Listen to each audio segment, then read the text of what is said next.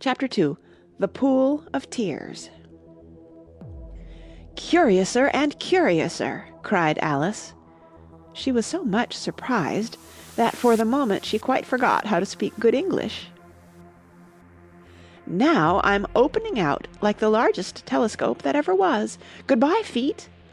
For when she looked down at her feet, they seemed to be almost out of sight, they were getting so far off. "Oh, my poor little feet! I wonder who will put on your shoes and stockings for you now, dears. I'm sure I shan't be able. I shall be a great deal too far off to trouble myself about you. You must manage the best way you can. But I must be kind to them," thought Alice, "or perhaps they won't walk the way I want to go. Let me see. I'll give them a new pair of boots every Christmas." And she went on planning to herself how she would manage it. "They must go by the carrier," she thought, "and how funny it'll seem sending presents to one's own feet, and how odd the directions will look. Alice's right foot, Esquire, hearthrug, near the fender, with Alice's love. Oh dear, what nonsense I'm talking." Just then her head struck against the roof of the hall.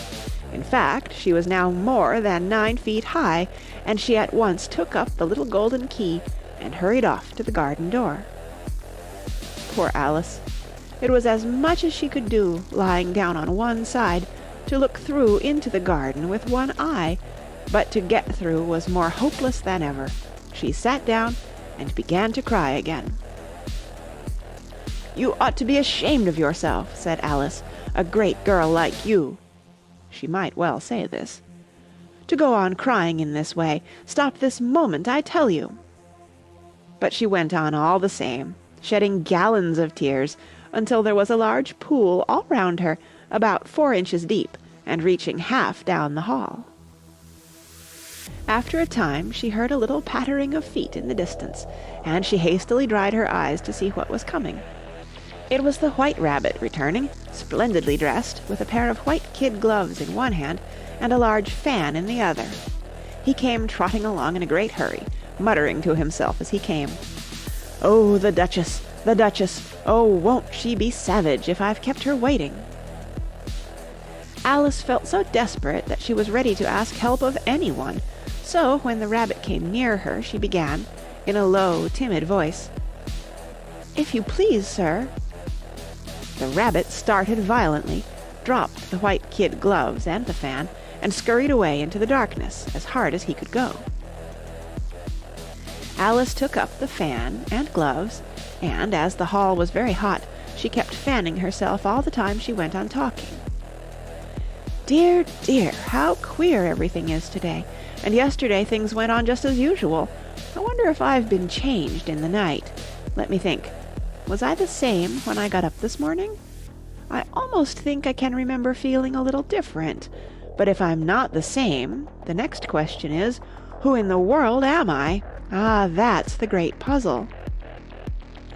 And she began thinking over all the children she knew that were of the same age as herself, to see if she could have been changed for any of them. "I'm sure I'm not Ada," she said, "for her hair goes in such long ringlets, and mine doesn't go in ringlets at all. And I'm sure I can't be Mabel, for I know all sorts of things, and she knows such a very little. Besides, she's she, and I'm I, and, oh dear, how puzzling it all is. I'll try if I know all the things I used to know. Let me see. 4 times 5 is 12, and 4 times 6 is 13, and 4 times 7 is... Oh dear, I shall never get to 20 at that rate. However, the multiplication table doesn't signify. Let's try geography. London is the capital of Paris, and Paris is the capital of Rome, and Rome... No, that's all wrong, I'm certain. I must have been changed for Mabel. I'll try and say, how doth the little? And she crossed her hands on her lap as if she were saying lessons, and began to repeat it, but her voice sounded hoarse and strange, and the words did not come the same as they used to do. How doth the little crocodile improve his shining tail, and pour the waters of the Nile on every golden scale? How cheerfully he seems to grin, how neatly spread his claws, and welcome little fishes in, with gently smiling jaws. I'm sure those are not the right words," said poor Alice, and her eyes filled with tears again as she went on. "I must be Mabel after all, and I shall have to go and live in that poky little house, and have next to no toys to play with, and oh, ever so many lessons to learn. No, I've made up my mind about it. If I'm Mabel, I'll stay down here. It'll be no use their putting their heads down and saying, 'Come up again, dear.' I shall only look up and say, 'Who am I, then? Tell me that first, and then, if I like being that person, I'll come up. If not, I'll stay down here till I'm somebody else. But, oh dear," cried Alice with a sudden burst of tears, "I do wish they would put their heads down. I am so very tired of being all alone here." As she said this, she looked down at her hands, and was surprised to see that she had put on one of the rabbit's little white kid gloves while she was talking. "How can I have done that?" she thought. "I must be growing small again." She got up and went to the table to measure herself by it, and found that, as nearly as she could guess, she was now about 2 feet high, and was going on shrinking rapidly. She soon found out that the cause of this was the fan she was holding, and she dropped it hastily, just in time to avoid shrinking away altogether. "That was a narrow escape," said Alice, a good deal frightened at the sudden change, but very glad to find herself still in existence. "And now for the garden!" And she ran with all speed back to the little door, but, alas, the little door was shut again, and the little golden key was lying on the glass table as before. "And things are worse than ever," thought the poor child, "for I never was so small as this before, never, and I declare it's too bad, that it is." As she said these words, her foot slipped, and in another moment, splash, she was up to her chin in salt water. Her first idea was that she had somehow fallen into the sea, and in that case I can go back by railway, she said to herself. Alice had been to the seaside once in her life, and had come to the general conclusion that wherever you go to on the English coast, you find a number of bathing machines in the sea, some children digging in the sand with wooden spades, then a row of lodging-houses, and behind them a railway station. However, she soon made out that she was in the pool of tears which she had wept when she was 9 feet high. "I wish I hadn't cried so much," said Alice as she swam about, trying to find her way out. "I shall be punished for it now, I suppose, by being drowned in my own tears. That will be a queer thing, to be sure. However, everything is queer today." Just then she heard something splashing about in the pool a little way off, and she swam nearer to make out what it was. At first she thought it must be a walrus or hippopotamus, but then she remembered how small she was now, and she soon made out that it was only a mouse that had slipped in like herself. Would it be of any use now, thought Alice, to speak to this mouse? Everything is so out of the way down here that I should think it very likely it can talk. At any rate, there's no harm in trying. So she began. "Oh, Mouse, do you know the way out of this pool? I am very tired of swimming about here, oh Mouse." Alice thought this must be the right way of speaking to a mouse. She had never done such a thing before, but she remembered having seen in her brother's Latin grammar, "A mouse, of a mouse, to a mouse, a mouse, oh mouse." The mouse looked at her rather inquisitively, and seemed to her to wink with one of its little eyes, but it said nothing. "Perhaps it doesn't understand English," thought Alice. "I dare say it's a French mouse, come over with William the Conqueror."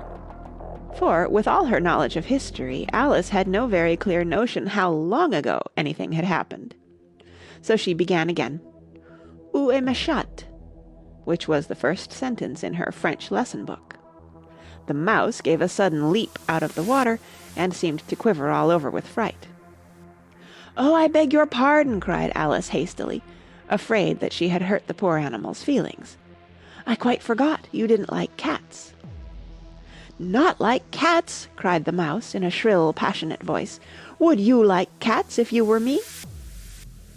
"Well, perhaps not," said Alice in a soothing tone. "Don't be angry about it. And yet I wish I could show you our cat, Dinah. I think you'd take a fancy to cats, if you could only see her. She is such a dear, quiet thing," Alice went on, half to herself, as she swam lazily about in the pool. "And she sits purring so nicely by the fire, licking her paws and washing her face, and she is such a nice soft thing to nurse, and she's such a capital one for catching mice. Oh, I beg your pardon," cried Alice again, for this time the mouse was bristling all over, and she felt certain it must be really offended. "We won't talk about her any more, if you'd rather not." "We, indeed!" cried the mouse, who was trembling down to the end of his tail. "As if I would talk on such a subject! Our family always hated cats. Nasty, low, vulgar things. Don't let me hear the name again." "I won't, indeed," said Alice, in a great hurry to change the subject of conversation. Are you fond of dogs?"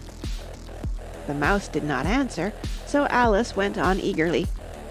"There is such a nice little dog near our house I should like to show you. A little bright-eyed terrier, you know, with oh, such long curly brown hair, and it'll fetch things when you throw them, and it'll sit up and beg for its dinner and all sorts of things. I can't remember half of them. And it belongs to a farmer, you know, and he says it's so useful it's worth 100 pounds. He says it kills all the rats and—" "Oh dear," cried Alice in a sorrowful tone, "I'm afraid I've offended it again." For the mouse was swimming away from her as hard as it could go, and making quite a commotion in the pool as it went. So she called softly after it, "Mouse dear, do come back again, and we won't talk about cats or dogs either if you don't like them." When the mouse heard this, it turned round and swam slowly back to her. Its face was quite pale, with passion, Alice thought, and it said in a low, trembling voice, "Let us get to the shore, and then I'll tell you my history, and you'll understand why it is I hate cats and dogs." It was high time to go, for the pool was getting quite crowded with the birds and animals that had fallen into it. There were a duck and a dodo, a lory and an eaglet, and several other curious creatures. Alice led the way, and the whole party swam to the shore. End of chapter 2.